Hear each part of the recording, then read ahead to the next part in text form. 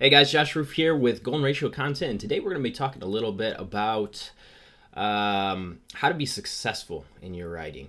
I've got basically a smorgasbord of writing tips that I've procured over years of writing from the internet, from great authors, so on and so forth. So let's get into it. All right, so I'm going to go ahead and start off with one of the most common writing advice that you'll ever hear, really, but it couldn't be more true. You've got to write, and you've got to write, and you've got to write more. So basically, Malcolm Gladwell, he made this pretty popular. He said that 10,000 hours, that's how much it takes for somebody to become an expert in any particular field. And I don't know if I agree with that completely. It really depends on how you define expert, because it's such a relative thing, really. I'm an expert writer compared to a lot of people, but I'm also a very amateur writer compared to a lot of people. So, and I haven't written. Well, I don't know if I've done 10,000 hours or not. I haven't calculated it out.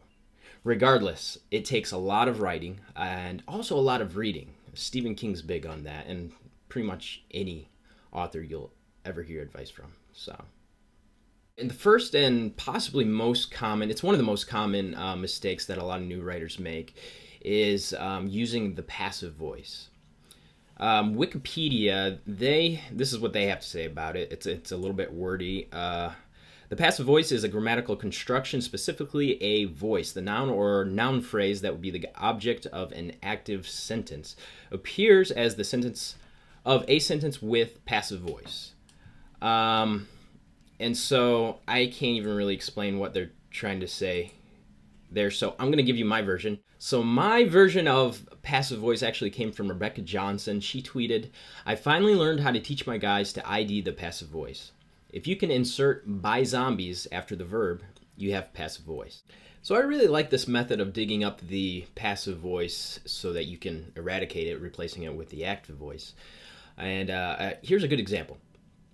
An example of the passive voice would be, "My rifle was raised as I prepared for battle." If you insert by zombies after the verb, it would be, "My rifle was raised by zombies as I prepared for battle." Now that sentence kind of works, so it indicates that you have used the passive voice in that sentence.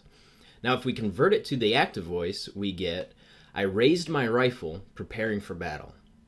If you try to insert zombies after the verb, you get, "I raised my rifle by zombies preparing for battle."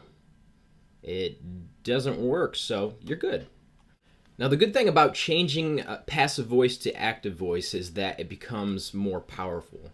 Active voices is a more honest, straight to the point, powerful form of writing. It's a stronger voice, and when we use passive voice, it comes across as weak, or sometimes it's over wordy, and it just overall it sounds awkward and doesn't sound right.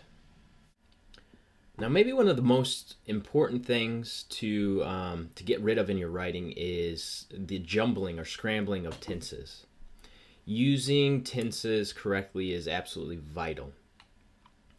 So, for example, if I say, "I'm running as fast as I can to get away from the zombies," that's present tense, like it's happening right now. But if in the next sentence I say, "and those zombies were fast," I change the tense to past tense, and that won't settle right. It'll confuse my reader. To make that example more obvious, let's combine the two sentences. The sentences combined would be, "I'm running as fast as I can to get away from the zombies because they were fast." The most important thing to remember about tenses is consistency. It's a monumental problem to jump from tense to tense because it completely shatters the flow of your writing as your reader stops. Basically, they just stop completely and try to figure out what feels wrong about this sentence. Like, why can't I continue to the next sentence without fixing this in my mind? Let's talk a little bit about perspective or point of view. So I'll say this right up front. Again, the most important thing to remember is consistency. If you start writing in first person, stick with first person. If you start writing in second, stay with second. If you start writing in third, chug away through the entire thing in third person. Don't jump around because it'll jar your reader out of the mood that you set, and it'll irritate the crap out of them. So let's talk about the points of view. It's up to you to decide which one is best for you, but here's the rundown of the characteristics. I'll start with my personal all-time favorite, which is first person. So I think that first person is awesome. The first person point of view is by far the most reader friendly. It's extremely intimate. The reader feels like the character's best friend. A lot of times the viewpoint of, in this viewpoint, the character will often confide in the reader things that he wouldn't even tell his best friend. So basically it's even more intimate than the intimacy of a best friend sort of relationship. First person is great for blogging. It's great for short stories. It's awesome for both literary fiction and nonfiction. And that's why I like it so much. In my opinion, it's extremely versatile. So that's why I love first person. But to stay objective, here's a few of the cons. Too many sentences beginning with I or having I in them. This can quickly become repetitious, tedious, and it can annoy our readers. Sometimes saying I do this and I do that can come across as arrogant, and the reader might get tired of it. A lot of times they'll get tired of reading the same voice, hearing the same voice, and reading the same point of view. And it makes me think of Chuck Klosterman, actually. Some people think of his writing as, well, they call him a one-trick pony, and honestly, he really kind of is. He's a funny master of hypotheticals, and he really can't write a good plot to save his life. But if you have a solid and unique voice like he does, to a lot of people it doesn't really matter. I'm one of those people. I'm a huge Chuck Klosterman fan, and really, he can't do wrong in my book. He can't write a plot to save his life, but I don't care. I enjoy his writing. It's funny. It's insightful. So, second person. This is a writer's perspective I like to use from time to time, mostly when I'm writing a how-to or something along those lines.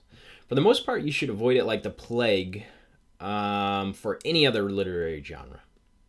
With second person, the writer is telling you a story, telling the story to someone else, actually. So you use you a lot. It's kind of preachy, but there's times when that's okay. Again, if you're teaching someone how to do something, writing a how-to article or a tutorial, an instructional. But even then, it's good to stay away from sounding like a know-it-all because nobody likes know-it-alls. Here's an example from an article called The Art and Science of the Perfect Pitch.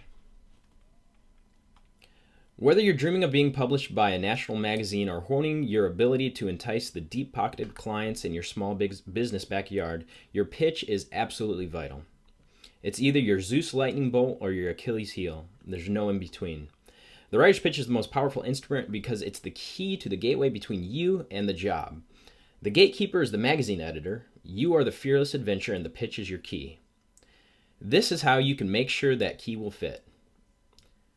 So basically what's going on there is you see how many times you is used. It's a little, it can be a little bit preachy, but again, it's very necessary for how-to articles. Third person avoids the words I, we, and you. This is how we write in school under the MLA format, and it's probably why I hate this point of view. It's a really good point of view. It's just I don't use it very much. That said, there's a lot of good reasons to use third person in literary fiction. It's great because you can explore a topic or a scene objectively, and that's why we use MLA in school. Of course, it's perfect for journalism and any other kind of reporting, but it's also great for fiction as well. My opinion, though, is this. If you're a new writer, you may want to stay away from third person until you get the hang of first and second person. In general, if you're writing fiction, you can have a heck of a time trying to develop your character because without a lot of skill and confidence, third person can be very distancing. On the other hand, it's extremely flexible. You have a lot of freedom to jump around from perspective to perspective and from story to story, showing all of the angles that a single character would never see. Here's an example of the third person from C.S. Lewis's The Chronicles of Narnia.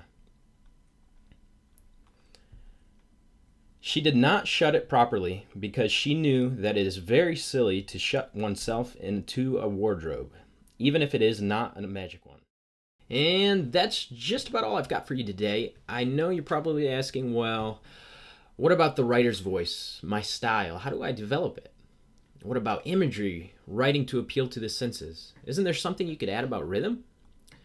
Well, the reason I didn't go over these things is because I've discussed them thoroughly, dedicating an entire video to each one of these specific areas.